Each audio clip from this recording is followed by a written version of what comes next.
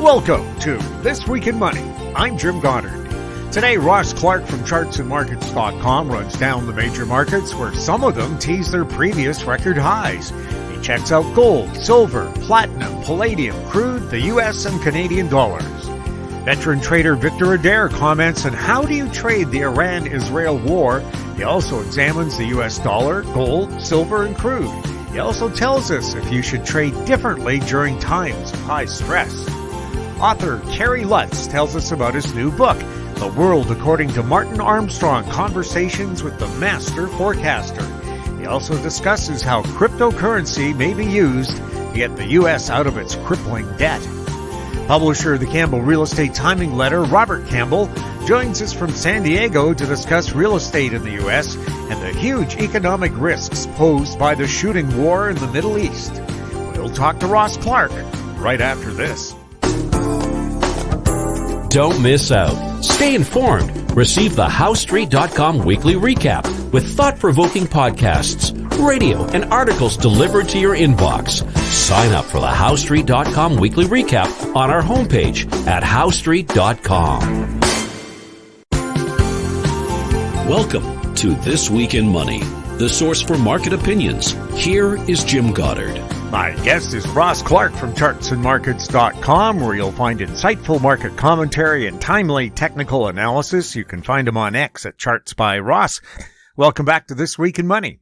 Good to be back again, Jim. So had a little pause there for a week or so, but, we're back in our seat and watching the chicken scratches here and seeing just if there's any stories they can tell us. How would you describe what happened on the stock markets this week? Well, this is a week of consolidation as far as the broad indices are concerned, with just marginally higher highs than we've seen the last few weeks, but nothing in the way of upside momentum. The pullback on Friday is right back to the 20-day moving average on the S&P. So this is now the third time that has been tested in about 4 weeks. That's a pretty important support level. Also looking at those May highs, that's the time we had our last decent pullback in here. So the high we put in May as far as the S&P is concerned, looks to be a significant support level to keep in mind. The NASDAQ had got right back to the old highs. It's actually, outpaced on the upside, but once again, very little momentum in the last couple of weeks. The weak one has been over in the Russell 2000, the small caps. They, from the April low, they've only retraced about 60% of the loss from the high, and they're looking pretty heavy. I wouldn't be wanting to stay in that sector very much at all. And when we look at sectors, the ones that are maybe getting a little bit tired right now, the financials, the golds, the silvers, a little bit tired here the last week or so could be looking for a correction there. The items that have been strong sector-wise, the energies are right up there. The hack, which is the cybersecurity stocks, are doing well. Uraniums, lots of momentum, but if we take a look at an item like Cameco, you look at the weeklies, for all that we've made new highs for this move, there's a really good resistance line coming back from the last year and a half, and we're just up kissing that for the fourth time now. So would be expecting to see a decent pullback in the uraniums, even though that sector really has got a lot of life in it, and I think it has lots of potential on the upside. What's happening with gold? So gold topped right with that extreme move that we saw on the downside in the U.S. dollar a month and a half ago. So that's very normal when you have that kind of an extreme on the dollar index. And then with a week ago, when the Israeli-Iran situation came to a head, we had the top, which was really just a retest of the highs. And classically, when you have these kind of times of conflict, historically, that does produce an interim high, and in particular in the gold market. When it relates to the situation in the Middle East, then yes, the oil market is going to have its pop, and we did see that. But since the initial push a week ago, and that was on Friday, there really hasn't been much since.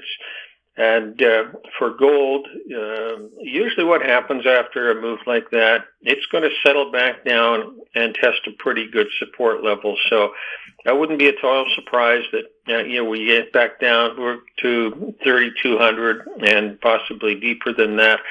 I would really like to see a short-term oversold condition here to set us up for the next move on the upside.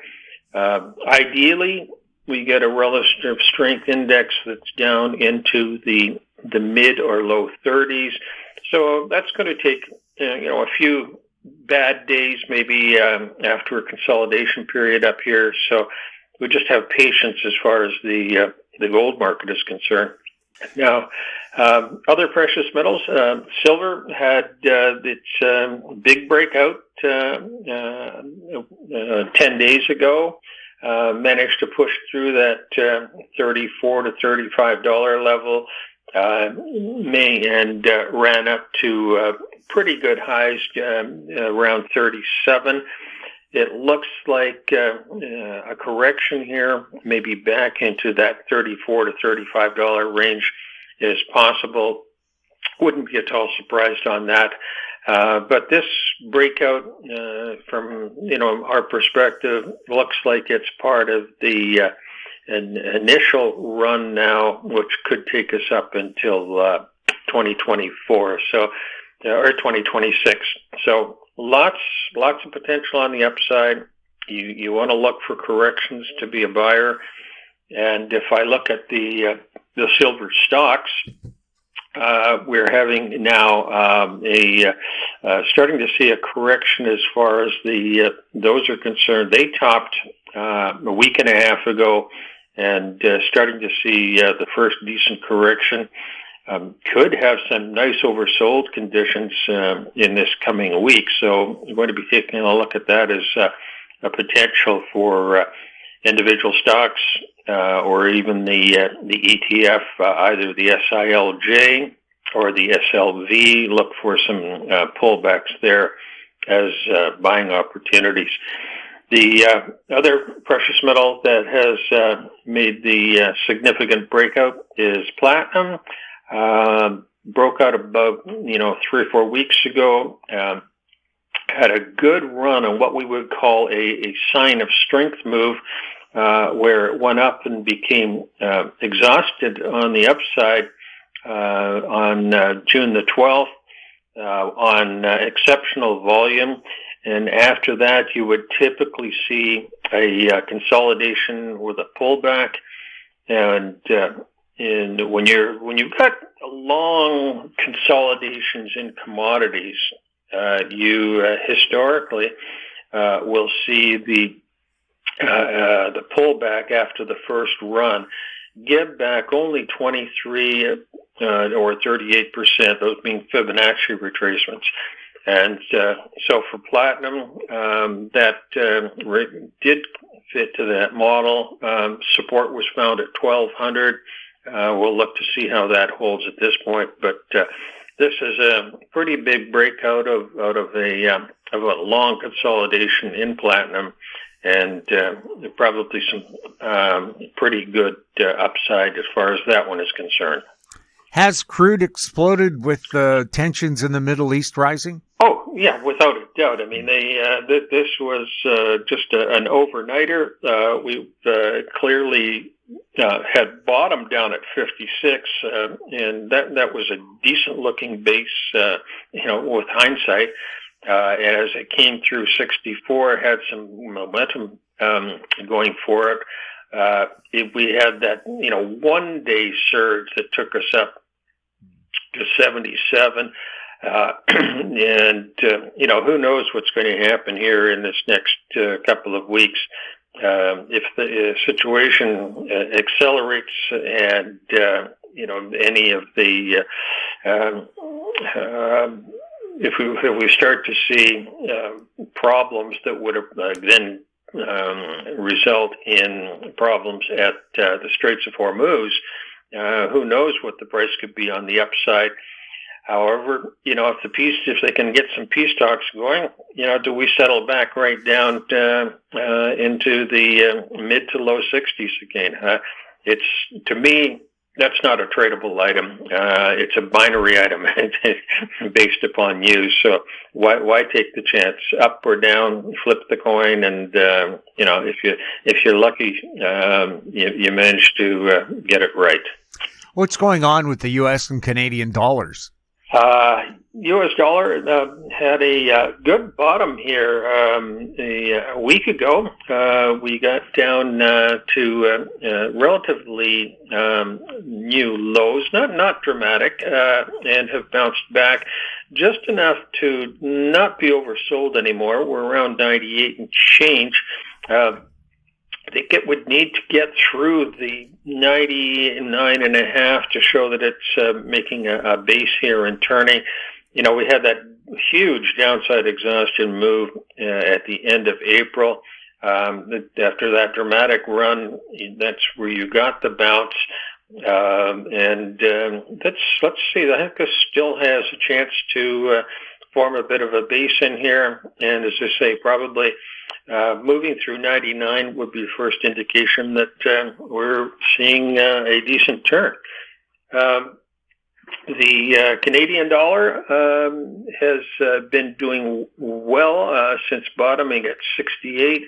That was back in January. We've had good sponsorship on the upside as far as the currency is concerned, relative to commodities, relative to the CRB, up until this last 3 or 4 days. So we're finally starting to see a divergence here, where the dollar topped at the beginning of this week and has been eroding away, not dramatically, but eroding away. And the fact that that's happening while oil and the CRB index are moving steadily to the upside would suggest that this run in the Canadian dollar from 68 up to 74 has probably run its course, and we'll look for a pretty decent downside correction on the Canadian dollar. Russ, I know a while ago we talked about how cocoa and coffee and orange juice prices had skyrocketed. What's happened to them since we chatted about it a few months ago? Well, these things, they eventually run their course on the upside. And in the case of these, things like, OJ, which had gone up to 550, just crashed down to around 200 in March. Had a decent bounce, but it's right back now and retesting the lows. So there's nothing there as far as the wholesale price is concerned about OJ. I would be surprised that we would see much of this decline as far as the retail prices are concerned. We look at, cocoa. That was another one which had a really good move at tail end of last year.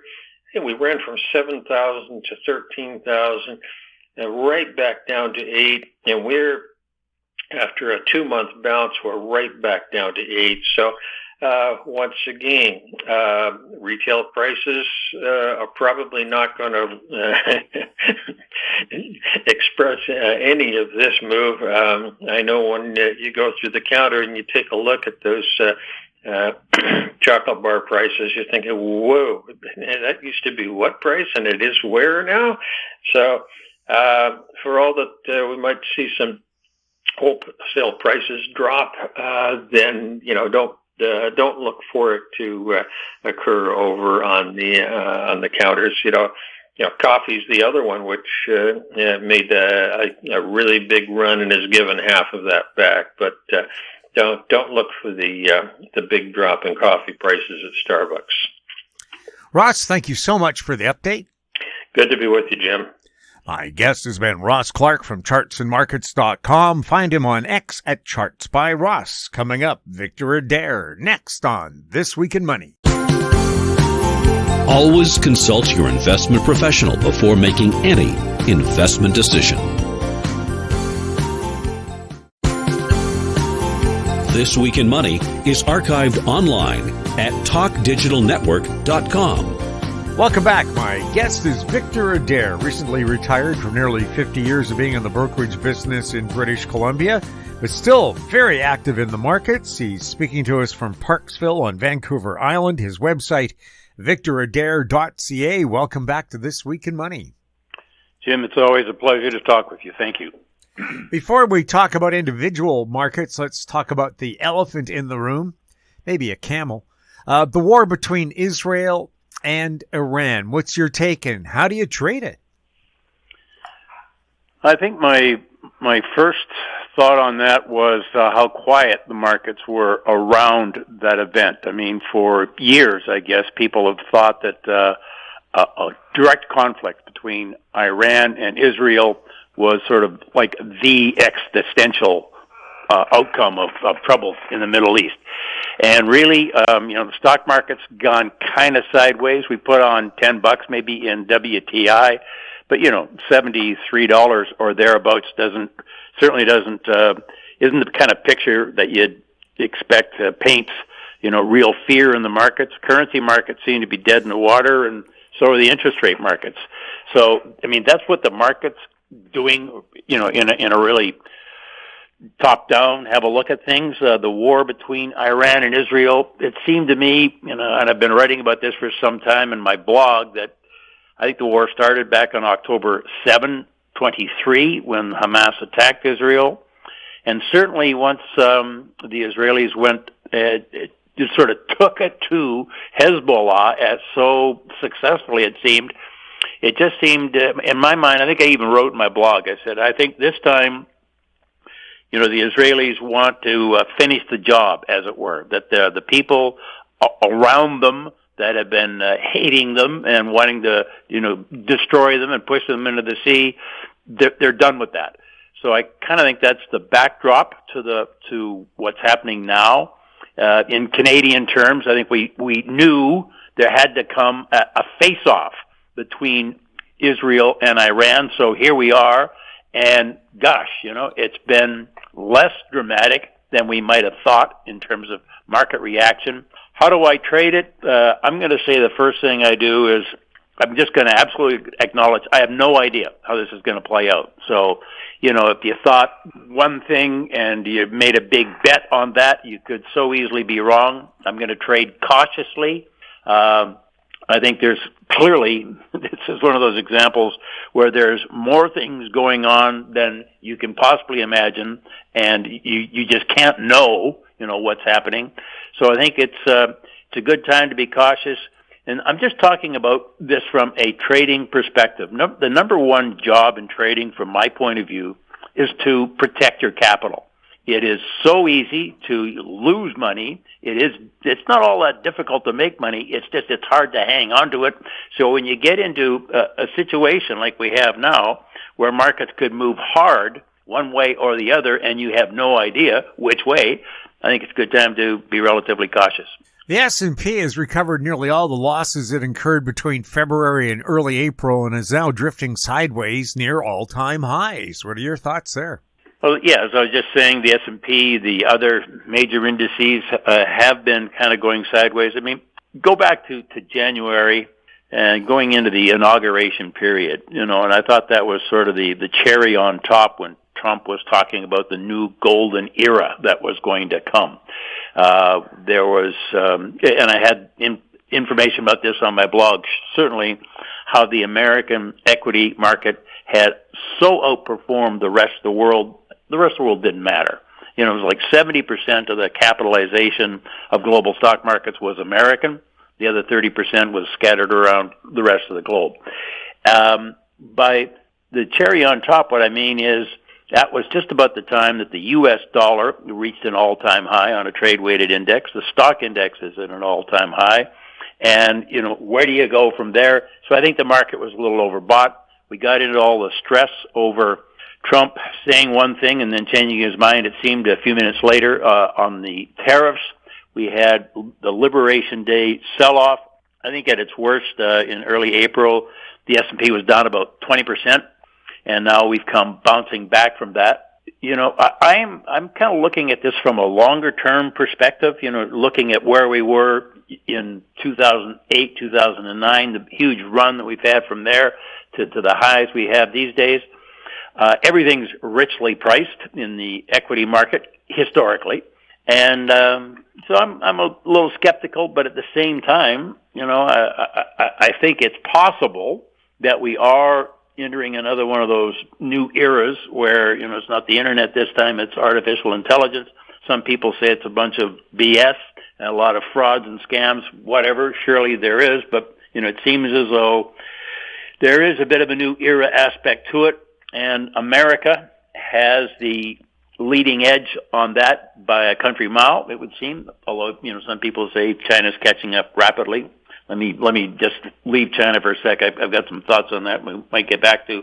But right here, right now in the stock market, the market has been, for instance, just at the end of the week, we had the largest option expiry, I think, in years, if not ever. And now that we're through that, the market might be a little more free to be volatile up and down. That has to do with dealers kind of keeping the market pinned to a certain price when they have all those options outstanding. But certainly the expectations of what may develop in the Middle East, Trump has said, 2 weeks, and I'll make up my mind sometime in the next 2 weeks. He might make up his mind in 5 minutes, or it might not make up his mind. But that gives us an opportunity for things to develop that haven't been previously thought. I mean, what is the realistic chance that there is a negotiated settlement? Probably higher than some people hope. Some people really want to see this sort of done, as it were. You pay attention to Fox News, and there seems to be a lot of people there that are really keen on a military victory. Okay. We'll see where that goes. But anyway, my thoughts on the stock market here is we've had this great run from the great financial crisis 15 years ago. We've had a 20% decline into April. We've come back, and we're so far making a lower high. I wouldn't be surprised to see the market drift off from here, especially if it gets an accelerant from developments in the Middle East.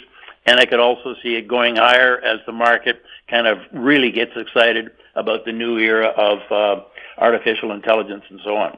The U.S. dollar trade-weighted index reached all-time highs in January, then fell about 12% to last week's three-year lows. Is the greenback going to keep falling? I'm betting not right now. About one of the few things that I have on is I am long of the U.S. dollar, and now my time frame here is, I'll get into a position, and if the market moves 1% or so against me, I'll get out. But I think the whole concept of sell America, which seemed to happen in mid-January, as I was just talking about, the market got so high, whether it's the stocks or the currencies. We've had a sell-off. I can see in the positioning of the different players, it's like everybody and his dog is now short the U.S. dollar from a trading perspective at the very least. And so that in and of itself gets me interested in being the other side of the trade. And I don't mean to be an ornery contrarian. It's just that when the market is heavily positioned one way, it's vulnerable to some news taking it the other way. So I'm predisposed to think that. The dollar is down, I think, against like virtually every currency since the beginning of the year. The Canadian dollar has had a good rally. The British pound has had a great rally over the last couple of years. And one of the things I was looking at shorting was the British pound. I think some of their energy policies and some of their other government policies would leave it vulnerable if it was to start to fall. So actually, let me drill into something here. I'll develop an idea like I think the U.S. dollar is at least short-term oversold. Okay, that doesn't mean I go out and buy the U.S. dollar. That means I start looking for signs that maybe the market is turning. I don't try to, let's say, pick the bottom tick on the U.S. dollar. I want to see the thing look like it's turning first before I'll get on board. And that way, if I put a position on and I'm wrong quickly and I'm out, but I'm still watching for a better setup. So that's kind of one of the fundamental parts of my risk management. So short term, I don't think the U.S. dollar is going to continue falling. Longer term, who knows? I'm not going to try to trade off of where I think the U.S. dollar is going to be in a year or 2 years from now. Gold rallied 30% from December to April's all-time highs, but has since moved sideways within a $300 range. What's driving the gold market? Yeah, gold has had an incredible run here. That sideways range that we've been in, we're above $3,000. I remember trading gold when it was below $300. The principal things that have been driving gold are not the historical things that have been driving gold. For a long time we saw a close negative correlation between the U.S. dollar and gold, or U.S. interest rates and gold. That is, if the dollar was strong, gold was probably weak. That seems to be off the table. Since the Russian invasion of Ukraine, the market's much more sensitive to assets at risk, and central banks have been the big buyers in the gold market. They're buying, let's say, I'm probably going to get it wrong, but don't hold me to this, about a third of the newly mined annual production in the world. That's a lot of gold. And I think that's just, instead of, say, China or some other countries holding a lot of U.S. dollar assets, which could get frozen if there was a geopolitical dispute, the central banks have decided to be into gold. Let's see, where do we go from here with gold? I think, again, I'm surprised at how quiet gold has been since as the war between Iraq and Iran has intensified. I'm not sure why, but I'll give you this take here. I think the price of gold gets discovered in Shanghai these days, not in London, not in New York. I think those markets just basically arb whatever is discovered in China. In other words, China sets the gold price, and the other markets just kind of tag along with it. We've seen the speculative side of the Chinese market really got fueled up. It seems to have quieted down, but there is certainly a steadiness to gold. Like, it hasn't had any kind of a breakdown either.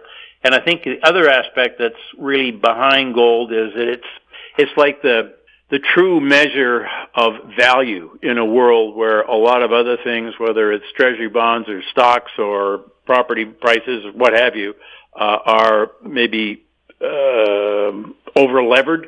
That's being polite. And gold is something that's real, and therefore is maybe gold is the barometer that everything else should get measured against. Whatever. What's driving it? The central banks, also this notion of it's a true asset, it's a true, I call it, store of value, and I think it certainly deserves to be over $3,000 an ounce. Is silver playing catch up to gold? A little bit, for sure. One of the things I keep track of is the ratio of gold to silver.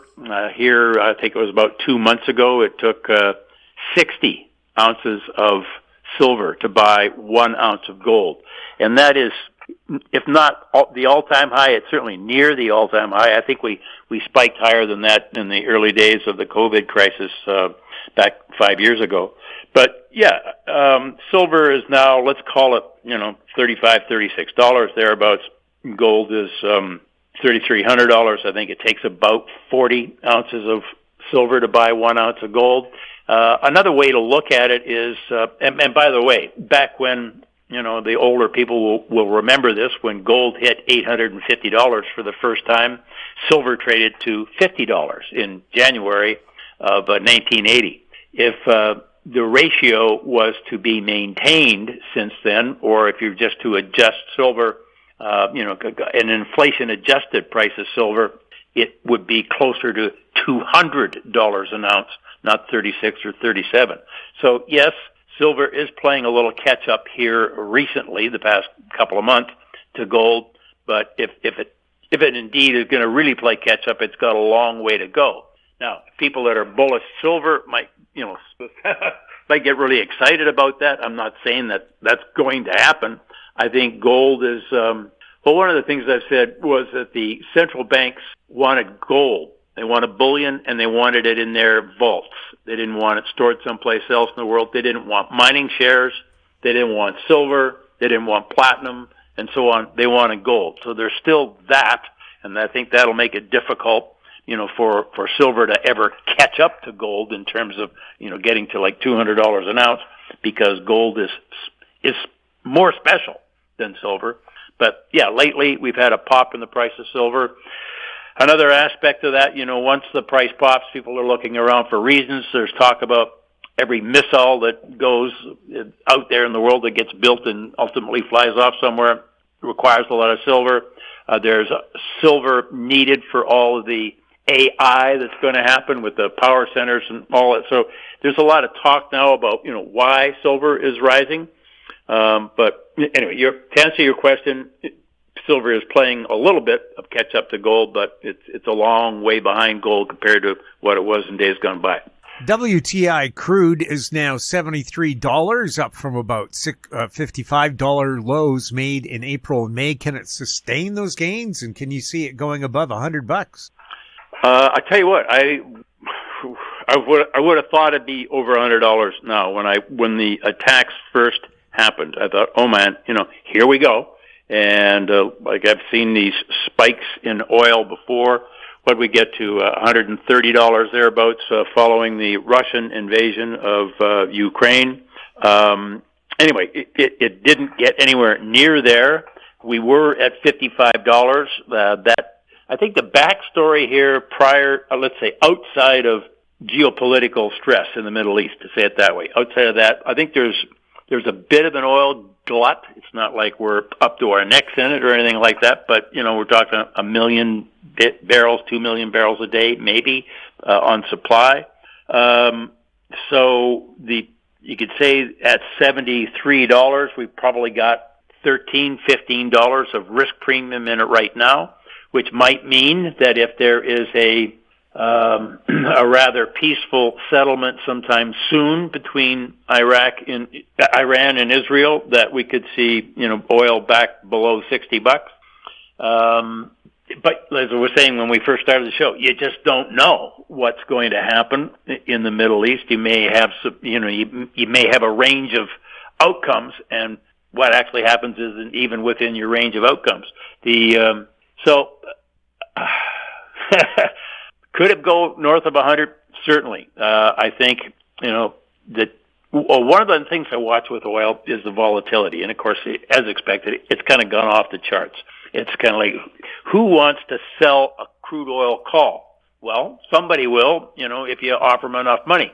And that's why these vols have gone up as much as they have. But it's like you couldn't be surprised if silver was to be up or down $10 come Monday, right? And that's a lot of risk for people to take. So, Jimmy, sorry, I'm kind of not sure I was answering your question. Oh, can it sustain these levels? That's right. I think there's a possibility, certainly, that this war between Israel and Iran could go on much longer than people think. It could get wider. The risk is clearly that maybe other countries get involved, not because they want to, but because they just get hit. So certainly it could be sustained. I am not personally interested in trading oil just because of the when I make a trade, I'm looking for what I think is a good asymmetrical risk-reward bet. In other words, if I think I'm going to make $5 on a trade at the risk of losing 1 or 2, that's the kind of trade I like to put on. When I look at WTI here, I have no idea what my risk would be if I was to put on a trade. If I was to do anything, it would have to be some kind of a hedged trade. So I just think it's, again, as I said earlier, the number one job is to protect my capital, not to just think, I got a brainwave as to what's going to happen, and I'm going to put a lot of money on the line. So yes, it could be sustained, and we could also be back below $60 if the outcome of the war here is more benign than what seems to be priced in now. President Trump continues to criticize Fed Chairman Powell for not cutting interest rates. Is he wrong to do that? I think he's wrong to do that, absolutely. But then, he does a lot of things that I don't agree with, and he does some other things that I do agree with. But for the president to publicly say, in effect, that the chairman of the Federal Reserve is stupid is wrong.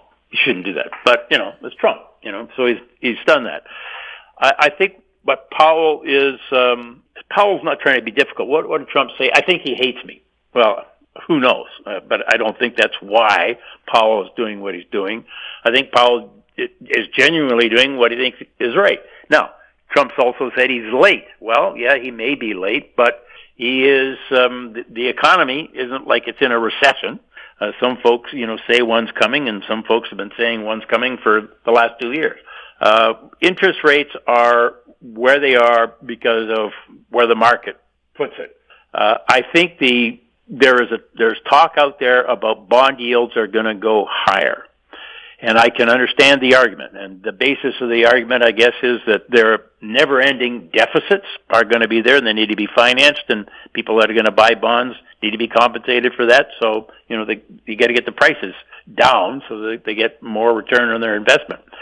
The term premium is there. The other real odd thing here is the chairman of the Federal Reserve, his term is up in May of next year. What are we, 10 months away from that now? And Trump gets to appoint, or at least nominate, and the Senate approves, somebody to take his place.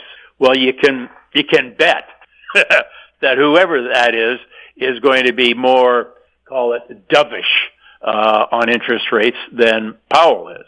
So if the bond market's looking ahead, they might think, well, come May of next year, whoever is the head of the Fed's going to say yes, sir, 2 bags full, sir, or whatever, and lower short-term interest rates, with the fiscal deficits and everything else, you would think there's certainly an opportunity for the yield on the long bond to go much higher. So anyway, to come back to your question, yeah, I don't think Trump is doing the right thing when he speaks publicly like that about the chairman of the Federal Reserve. I wish he wouldn't do it, but it's Trump. Victor, you've been trading markets for over 50 years. Do you trade differently when markets are stressed as they are now?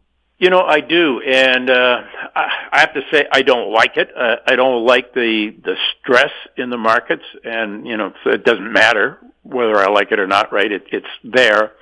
But as I was saying earlier, the thing that I do is I try to find what I think is an asymmetrical risk-reward kind of a trade.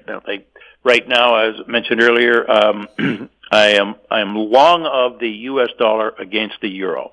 It's not in big size. I'm trying to pick a turn here. The market has been very bearish on the U.S. dollar for the past couple of months. I thought I saw, the euro start to lose momentum to the upside, so I'm willing to take a shot, as it were, here. If I'm wrong, I'll be wrong for a little bit, but I'll still be watching to put that trade back on again. I said I just have no interest in trading crude. I have no idea what could happen there. The stock market, I think the stock market over time sort of always goes up, so you got to be careful about fighting that. And at the same time, I also think it's very richly valued. More people have got more money in the stock market than ever before. Okay, and that could be an even bigger picture as we go further down the road. But the stress in the market, what that will do for me just generically is I'm going to be more cautious about my size. I'm going to be more sensitive to the kind of risk that I'm taking. In other words, I'm just not willing to lose a lot of money on one brainwave that I have that might go wrong. So, yeah, I'm going to be more cautious when the markets are stressed. Here's a good way to wrap it up. A dear old friend of mine, used to work with him for many years, a long time ago, Peter Appleby, used to say, there's a rumor going around that the market's going to be open again next week. And I think that's a great thing to keep in mind. One of my things that I do in my trading desk notes from time to time is, instead of just talking about markets, I talk about trading. One of the notes I have here that I'll get into one of these days is, why now? If you're trading, why now? And that used to occur to me back before we had the internet, and clients would phone up and talk to me about something in the market and then give me an order, like go out and buy whatever. And I'd be thinking, why now? Just because we're on the phone? And why is this a good time to do it? And I think that applies to when it's stressful. When the market is stressed, you got to back away, hang on, preserve your capital, continue to look for opportunities, and just understand, it's not like if you don't do something now, you'll never get another chance. Anyway, that's the way I look at it most of the time, and certainly when the markets are stressed. Victor, thank you so much for chatting with us on This Week in Money. Jim, it's always a pleasure to talk with you. Thank you for having me on your show. My guest has been Victor Adair, his website, victoradair.ca. He was speaking to us from Parksville on Vancouver Island. Coming up, Kerry Lutz, next on This Week in Money. Don't miss out. Stay informed. Receive the HowStreet.com weekly recap with thought-provoking podcasts, radio, and articles delivered to your inbox. Sign up for the HowStreet.com weekly recap on our homepage at HowStreet.com. This Week in Money is archived online at TalkDigitalNetwork.com. Welcome back. My guest is Kerry Lutz, founder of the Financial Survival Network, online at FinancialSurvivalNetwork.com. He's the author of the recently released book, The World According to Martin Armstrong, Conversations with the Master Forecaster. Kerry, welcome to This Week in Money. Hey, I've been following you for so many years already. I never thought I'd actually be on the show. Well, it can happen to anybody if you're, lucky or unlucky. Kerry, can you tell us about your book, The World According to Martin Armstrong, Conversations with the Master Forecaster, and where our listeners can purchase it? Sure. Well, just as a background, I've been interviewing Martin for almost 14 years now. He had a string of bad luck and legal troubles, but then he regained his freedom, and his life just picked up where it left off. And I was reading his newsletter that was typewritten from when he was away. And at first I didn't understand it, and I kept reading it, and I said, my God, this guy's a genius. And I sent him an invitation to come on the show. He graciously accepted, and that started a series of interviews with forecasts that have come and gone and have been come true. And I said, I got to take all of his wisdom and really put it into a book. So I transcribed our interviews, edited it, and published it, and it's available at Amazon and wherever fine books used to be sold. Where fine books used to be sold. Yeah, the bookstores are getting rarer and rarer. Now, what gave you the vision to write this book with Marty? I like that question because I felt like I had all his wisdom locked away in my archives, and I could point to exact forecasts that he made when he made them. Like, for instance, in 2018, he said, Kerry, the Dow is going to 45,000, and it will happen somewhere between the end of 22 and 24. And sure enough, the Dow Jones Industrial Average hit 45,000. I believe it was December 14th. It might have been the 4th. I just can't remember. But point is, no one else made that forecast. The Dow was trading at less than 50% of what it eventually went up to. And now he's saying 62,000 by 2032. So, and then he said the Swiss franc, they're going to break the peg to the euro, which really threw the entire continent into turmoil. They did it. He was absolutely right on that. Civil unrest, so many things that he called. He called the first election of Trump, which I did also. He wasn't sure about the second election, but then he called the third one. I did the same. I followed his pattern recognition and the cycles. I'm not as good as him, but I've learned enough that I have been able to cash in on cycles that other people just kind of say, well, how did you do that?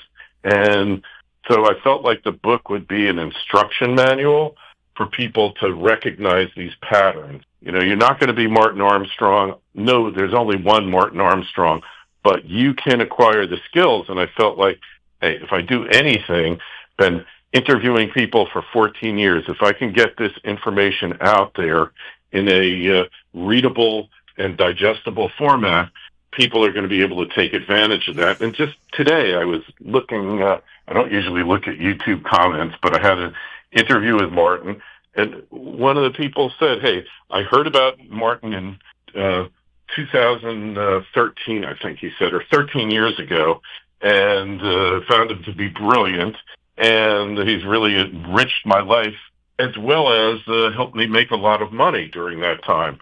So that was one of like the best comments I ever got in a YouTube thing, because you usually get so many cranks there. What's amazing about Martin is he's got this organized opposition of trolls, and you can just pick them out instantly. And yet he could care less. He just does his thing.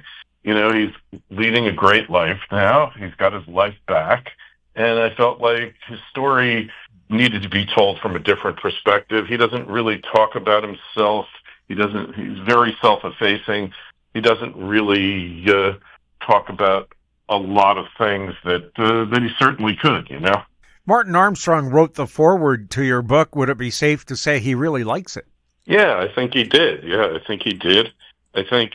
I mean, he doesn't need validation from me. The market validates him every day or every month. But I think a little bit of recognition of what he has accomplished, and that, you know, to me, like, if you went through what he went through, I would be bitter. You know, I would be angry at everyone. But he's just managed to go beyond it. And, you know, I asked him the last time I interviewed him, what would you have done differently? How would you have changed your life? And he just said that there's nothing I could have done differently. I did what I had to do. And, man, that, like, blew me away, the humanity of the man. I mean, if you're not familiar with him, you really got to go over to his website. I'm more than happy to put a plug in for his website, Armstrong Economics. You read that for a week, you know it. You will look at the world completely different, in a different way than you do now. Looking over the past 14 years of interviews with Martin Armstrong, were there forecasts he made that really stood out? Well, I was a gold bug, I have to admit it. I still am. I believe in precious metals. But he basically told me for, you know, until like 2020 or so, that gold was basically not going to do anything. And, you know, my crowd is always thinking that we're like one market cycle away from a breakout. And then, you know, he started changing his tone around the pandemic. So that's a perfect example. I told you about the Dow. There's just the civil unrest cycle, the war cycle, all of that. You know, some of them have yet to come true. He's kind of predicting that Ukraine, like, disappears as a country. I don't know what that means exactly. He's also got a couple in there about World War III, the neocons. You know, the thing is, like, when there's a person out there who can call events to the day, like he did in 1987 with the crash, the silver crash, so many other things, when somebody can do that, he becomes a threat to the ruling class, whatever you want to call it, because you're not supposed to be able to call these events that nobody could have predicted and that nothing could have been done to prevent, because then they're not random events. They're events that are predictable And that is a threat to a lot of people out there. And that, to me, perhaps is his greatest contribution. How important is it to learn about history in order to guide us into the future? It's so important that they don't teach it in school anymore, right? I mean, it is the most important thing because, I don't want to use that cliche that it doesn't repeat, it rhymes, but you can't understand the present unless you have a historical perspective. I've always been a history buff. I don't even know why I was. I was just fascinated because it explains so much. How we dress, what we eat. If you don't understand history, then you don't understand why the United States food supply is contaminated now. Why it's all these chemicals. That's just one example, or why economic cycles happen the way they do. The historical underpinning of everything, it's just so important, and everybody should be forced, spoon-fed it. Maybe now with AI, they will be, but it's crucial.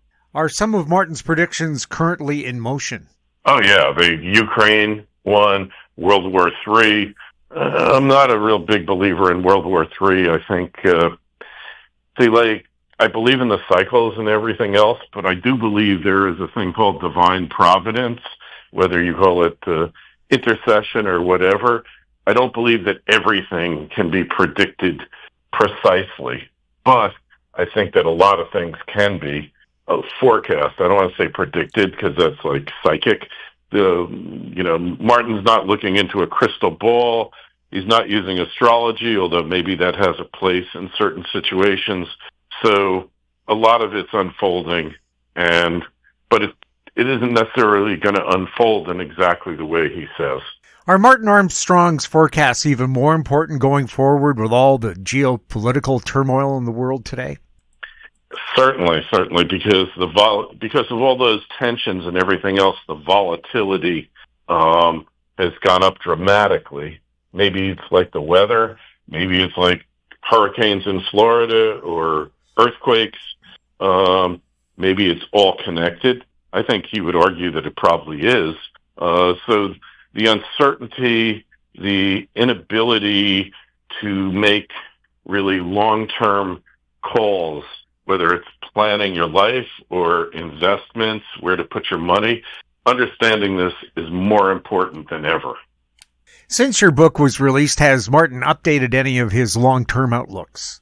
Yeah, well, we talked about, I've interviewed him a number of times since then. I mean, it was hard to cut the book off. Like, literally, I think the last interview I did before I put the book out was, I don't remember, I think it was in early 25. So a lot of them are unfolding.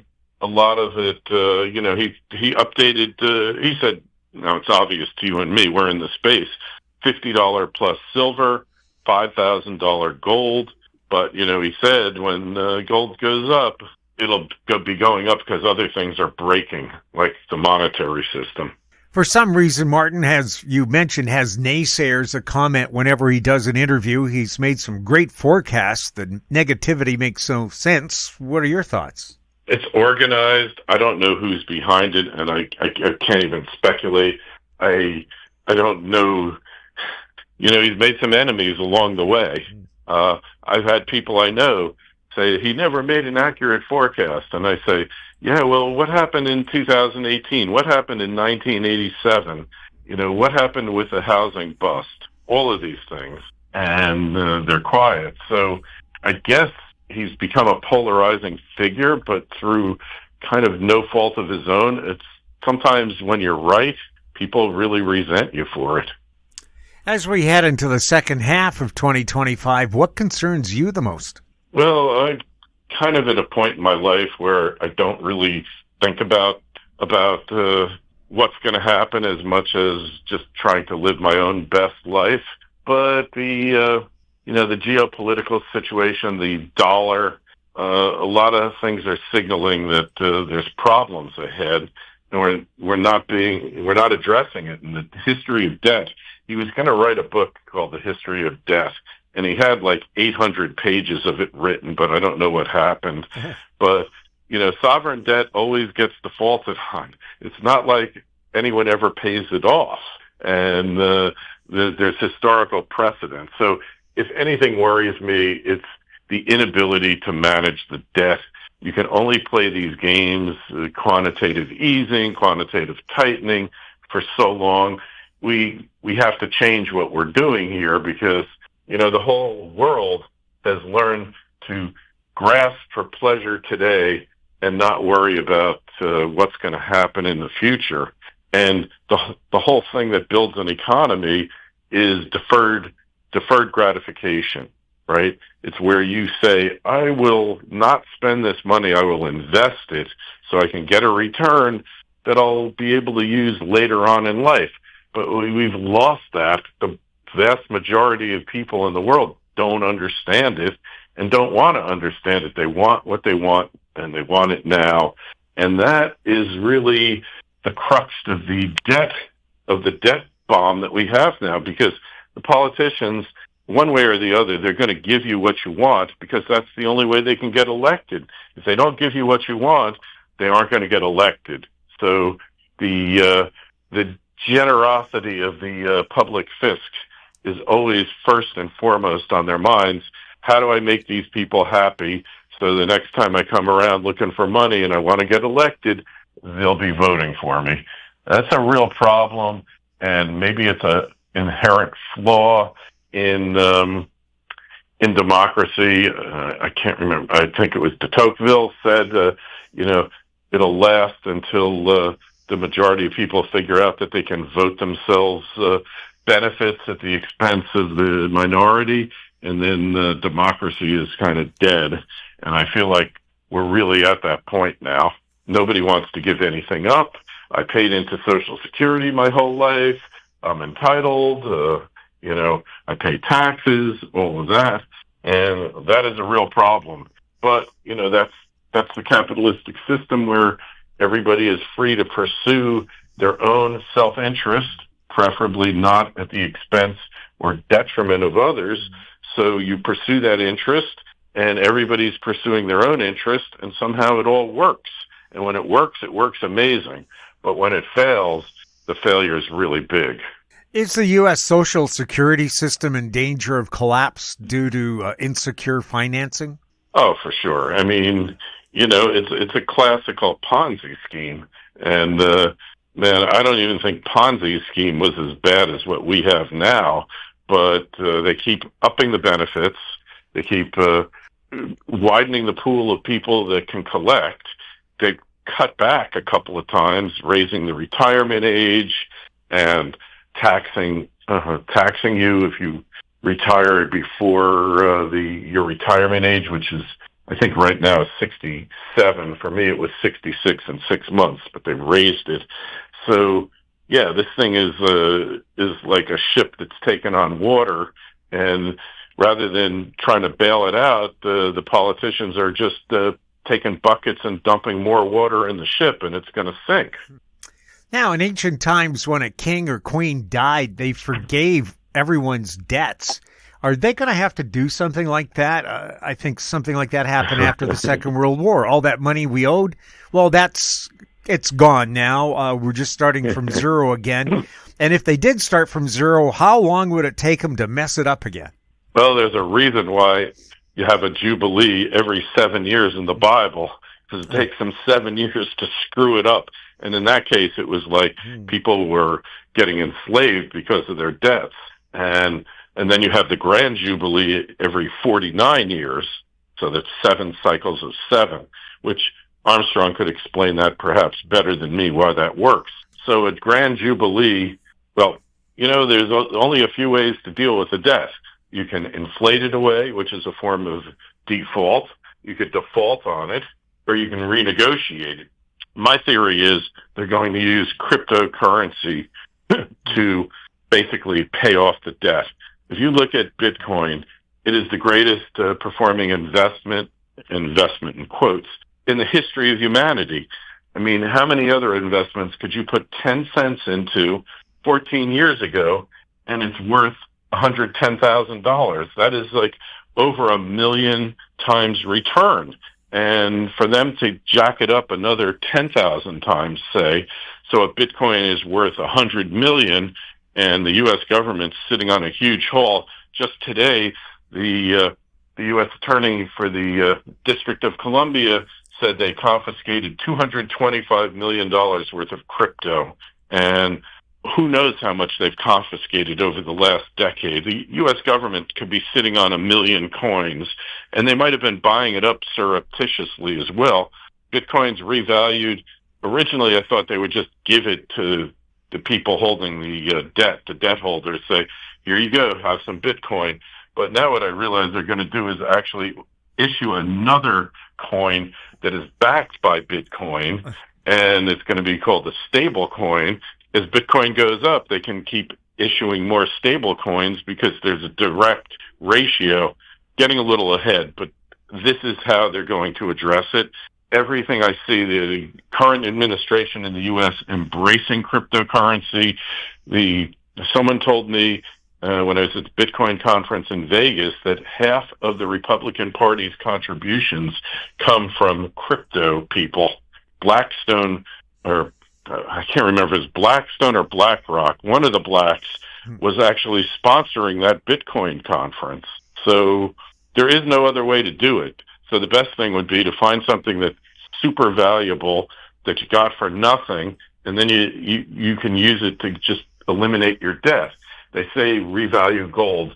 They don't want to do that because Russia, China, that would give them too much leverage over the system, and and nobody wants a gold standard in place. No politician wants it. You and I, we might believe in sound money, but the politicians, no, because then they give up their power. They can't monkey with the system. They can't give their friends benefits and take benefits away from their enemies. So that's my personal belief how this is going to unfold. Kerry, once again, where can our listeners follow you and buy your book, The World According to Martin Armstrong, Conversations with the Master Forecaster? Sure. Well, it's financialsurvivalnetwork.com. And like I said, Amazon, Barnes & Noble, if there's a bookstore in your neighborhood, they probably won't have it. You probably got to go online. Although, like, I've been selling copies, sold a couple thousand copies of a book that has no ad budget. No publisher would publish it, and I sold a couple thousand in little more than a month, which for an independent, non-publisher-backed book is pretty remarkable. I'm proud of that. I'm proud to be associated with Martin, and that this could happen because the message needs to get out. Well, Martin's a regular guest here on This Week in Money, so I guess we share the same taste in interesting interview guests. For sure. He's one of the best because you never know what he's going to come up with next. He's completely unpredictable. He's predictable in that the course of the conversation, but his insights are always expanding and never the same. Kerry, thank you so much for being on This Week in Money. Hey, it's been an honor, and keep up the great work. I love the show, and anytime you want, I'll be there. My guest has been Kerry Lutz, founder of Financial Survival Network online at financialsurvivalnetwork.com. He's the author of the recently released book, The World According to Martin Armstrong, Conversations with the Master Forecaster. Kerry was speaking to us from Palm Beach Gardens, Florida. Coming up, Robert Campbell, next on This Week in Money. Always consult your investment professional before making any investment decision. This Week in Money is archived online at talkdigitalnetwork.com. My guest is Robert Campbell, publisher of the Campbell Real Estate Timing Letter, and he's speaking to us from San Diego. Welcome back to the show. Thank you for having me again, Jim. Robert, first of all, can you tell people a little bit about the Campbell Real Estate Timing Letter? Yes. I started publishing that timing letter in 2002, which was 24 years ago. And it was the consequence of a book that I wrote that same year called Timing the Real Estate Market. And I sold a lot of copies, and a lot of people were really interested in, okay, tell me what's going on now. So in that same year, I started publishing a timing letter that covered 6 major areas in California, and I think 17 major cities in the United States. And it's that business has been going strong now for 24 years. And it's all based on data, guys, 100% on data. Data and looking back in history. So which is also data. The best way, if you want to forecast the future, look back in history, because history does repeat. Is it perfect? No. Is it better than just making random guesses about what's going to happen? It's 100 times better. So based on that, I use data. I use the cyclical pattern of the real estate markets in the United States. I look at economic principles. I have a degree in economics from UCLA. There's 3 economic principles, the only 3 that have value, that one of which is the law of supply and demand. 2, the second principle is there's no such thing as a free lunch. Everybody pays. And number 3, everything reverts back to the mean, because the things go back to normal. Things just don't head to the moon and stay to the moon forever. And using those 3 principles, I've successfully, predicted the direction and the turning points in the market with about a 70 to 80 to 90% accuracy. And it's all based on data, guys. All based on data. So let's take a look at the U.S. economy. How's it really doing? Well, the U.S. economy is doing well. It's doing well, and for this reason and this reason alone. During COVID, during the 5 years of COVID, 2020 through 2024, the U.S. government injected $6 to $7 trillion of cash into the U.S. economy.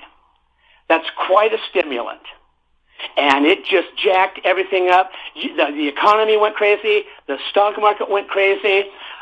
Real estate values in the United States appreciated 50% during that 4-year period. And they were running $2 trillion deficits to do that. Average $2 trillion a year. Okay, now that we're past COVID, and we don't have to worry about that anymore, we're not shutting down businesses, there's not a rush to get in the hospital because everybody's going to die. The economy is back on solid track. We're still running $2 trillion deficits to maintain what most people would consider a healthy economy. And in fact, if Trump gets this big, beautiful bill passed, the budget deficit in 2025 is going to be between $2.5 and $3 trillion. So when you ask, is the U.S. economy going to go into recession? The answer is probably not. Because when the U.S. economy is spending $2 to $3 trillion more than it takes in tax revenue, which is around $5 trillion, all that money is being dumped into the system, stimulating demand. I don't see how you can have a recession, based on that kind of information. So what's the state of the U.S. economy? It's strong. But it's all based on borrowed money, guys. U.S. debt is currently $37 trillion. It's growing at a pace of $1 trillion every 3 to 4 months. Interest rates are up. The interest rates have increased since in the last 2 or 3 years. Now, with the added debt and the added cost, the added interest rates, it's currently costing the United States taxpayer $1.2 trillion just to service the debt on that $37 trillion. That's why Trump is almost demanding that the Fed lower interest rates, because $7 trillion is coming due in the next month or two, and he'd rather finance it at 4% as opposed to 5%, because that makes a big difference. All the meantime, there's been no stoppage in how the debt has increased, to $1 trillion every 3 to 4 months. So we're in a world of hurt here now, guys. That we're spending more on servicing the debt in the United States than we spend on the U.S. military. And the U.S. military is over $1 trillion. And from what I understand, that the U.S. spends more on defense spending than maybe the whole rest of the world combined. So that's what we're doing. That's so. And I don't see how we can have a recession with that kind of money being dumped into the system. Just that, because it's not somebody has to pay. They have to pay with interest on the debt, but they're not paying with anything out of pocket because it's all Treasury debt that's being put on the balance sheet. So I think we're doing just fine in the meantime, economically. I mean, what will we do when the debt servicing gets to be, 1.5 trillion, 2 trillion? That's why health first, guys. I can't wait. I want to live long enough to see how this all turns out, because it's an amazing process to watch from somebody like myself that's who has a background in economics. The big, beautiful bill. Good news, bad news, mixed news? Bad news.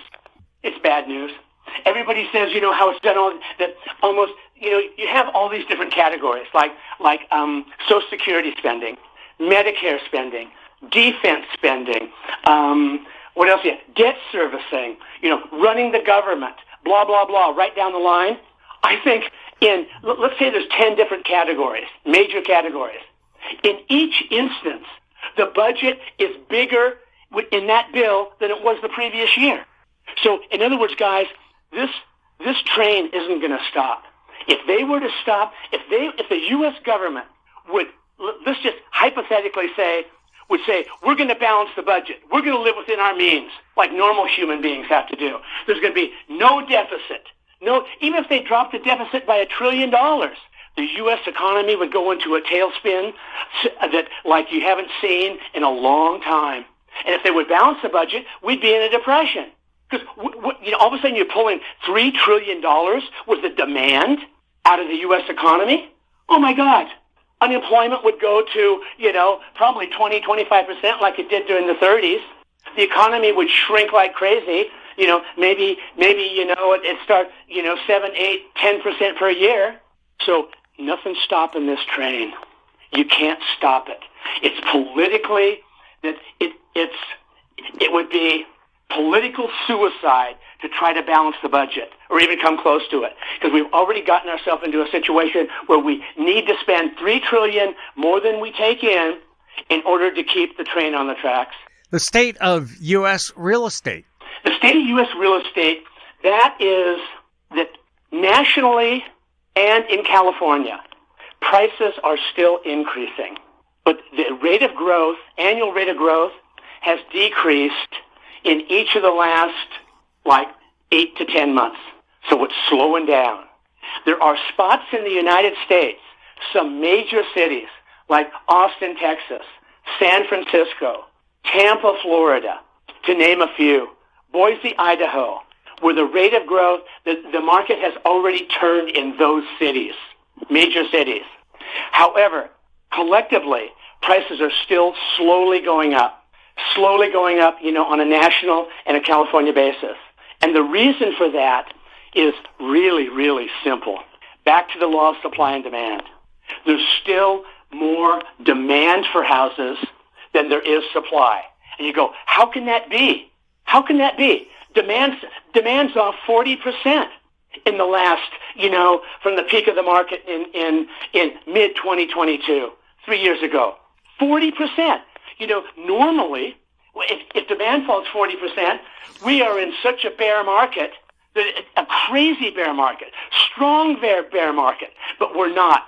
That's because supply has been restricted for a variety of reasons, for whatever reason, and the supply is still well below where demand is, and that's why prices are still slowly going up. But that by itself is what I'm watching in my timing letter, because every month, or every year, let's say, for the last 2 to 3 years, supply has been slowly increasing. Increasing interest rate. Like right now, nationally, I think we have 4 or 4.5 months supply. In California, we have 4 or 4.5 months supply. If you look back in time, as long as that month supply stays below 6, prices will keep going up. That's a fact that you can't dispute. It's a mathematical fact. So I'm watching that real closely. But every month that goes by, demand is flat to down, and supply is going up. So they're going to reach a point where the supply is going to overwhelm demand, and that's when the crash is going to start. Bob, are people still fleeing California for friendlier tax states like Texas?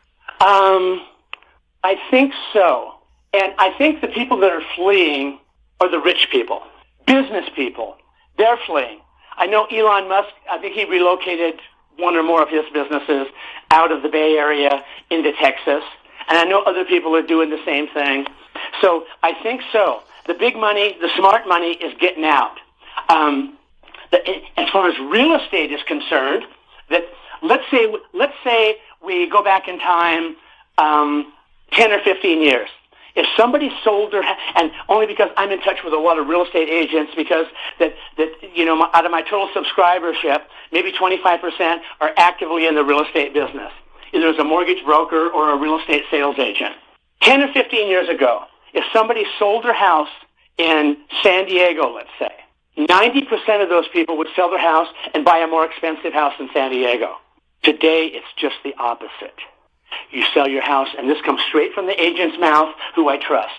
Because I'll tell you one thing, they're not going to bullshit me. Because they start bullshitting me that we're going to have a real short friendship. They're leaving. So they aren't representing the seller of the house on the purchase of a new house here in San Diego. Nope. They're taking that money, and they're moving it to Arizona and to Texas, Tennessee, places like that. So they're not staying. And that's big money, guys. I mean, the median price home in California is $1 million now. That's the median, $1 million. And I think to put that in perspective, I think nationally it's around, a little over 400,000 or so. So we're talking about California real estate, being, 150% greater than the United States. They can sell their house in San Diego, let's say, as an example, for $1 million, go to Arizona or Texas and buy that same home for a 60% less. And now they can use all that profit to live on for the rest of their lives. And it's mostly older people. And that's what they're doing.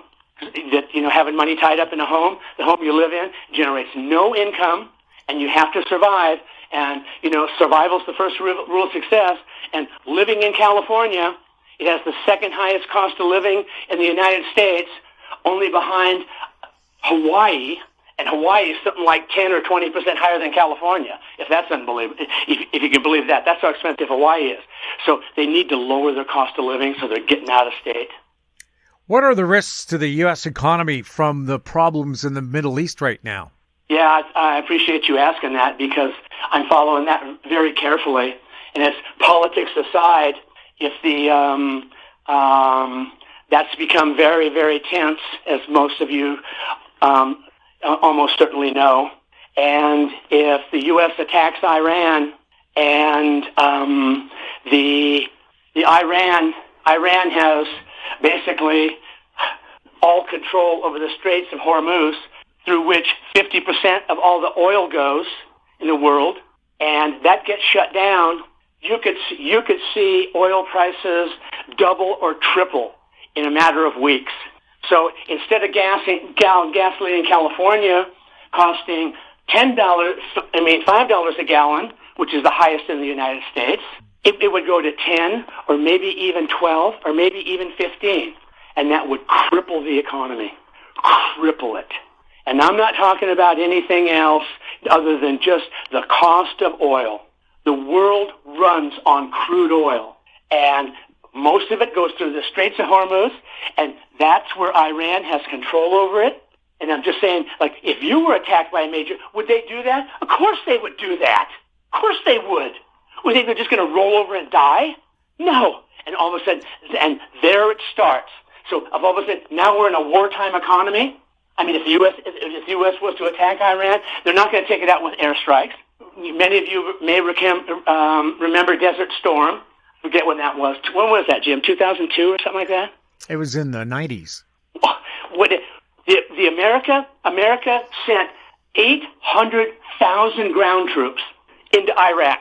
So if we were to win the war, all those airstrikes that you saw on TV, we bombed the crap out of Baghdad, it wasn't enough. We had to send 800,000 troops. So if we were to send that number of troops into Iran to take it over, the casualties would be unheard of. And just so everybody knows, who's standing by, because Iran is a member of BRICS, which includes the two biggest members are Russia and China. Russia and China have vowed to stand behind Iran. So who knows how that's going to develop? Nobody knows. But I'll tell you, it could be devastating to not only the U.S. economy, but the world economy. So and the reason I'm bringing that out now, don't spend any money on anything you don't need right now. No major purchases. You don't need a new car. You don't need a new house. You don't need any of that. I would just be buckling up, everybody. I mean, and that's not because I'm paranoid, and what's the likelihood of America attacking Iran? Jim and I talked about that before, and neither of us know. But, what our President Donald Trump is doing, what he's saying, does that look like it could be possible? Yeah, I'd say it's 50-50. So you better be prepared for some tough economic times. I mean, you don't have to sell everything you got, but certainly don't go out there taking on a lot more debt, because if oil went up, oil doubled. Let's say oil went, right now it's 76. Let's say it doubled. So it'd go to $150 a barrel. What would gasoline be? I don't know, $10 a gallon? Would that affect things? You're damn right it would affect things. Huge. Unemployment, the economy would go into a terrible downturn. Inflation would go up, because we're not going to finance that war with tax revenue. We're going to print more money. So inflation's going to go up. Interest rates are going to go up. So I hope that the President of the United States has the sense to just know the basics that I'm talking about and just don't do it. Robert, how can people follow you and subscribe to the Real Estate Timing Letter? They can go to realestatetiming.com, which is my website. They can learn a little bit more about me. I publish a blog infrequently, like maybe once every 2 weeks or something like that. If you go to my website, there's going to be a pop-up that says if you'd like to read some of my blog posts, and you'll learn a lot about me and what I do. And if you'd like to learn, stay in touch, either subscribe or just, sign up for my blog. Robert, thank you so much for speaking with us. You're welcome, Jim. It's always a pleasure. My guest has been Robert Campbell, publisher of the Campbell Real Estate Timing Letter, his website, realestatetiming.com. He was speaking to us from San Diego. And that wraps up our show for this week. We'd like to thank our guests, Ross Clark, Victor Adair, Kerry Lutz, and Robert Campbell. And thank you for listening. If you have any questions for the show or for our guests, you can send them to info@howstreet.com. I'm Jim Goddard. We'll be back next week with more This Week in Money. Comments made on This Week in Money are an expression of opinion only and should not be construed in any manner whatsoever as recommendations to buy or sell any financial instrument at any time. Archived online at talkdigitalnetwork.com. This Week in Money is a production of Howe Street Media Incorporated. Executive producer is Tom Allen.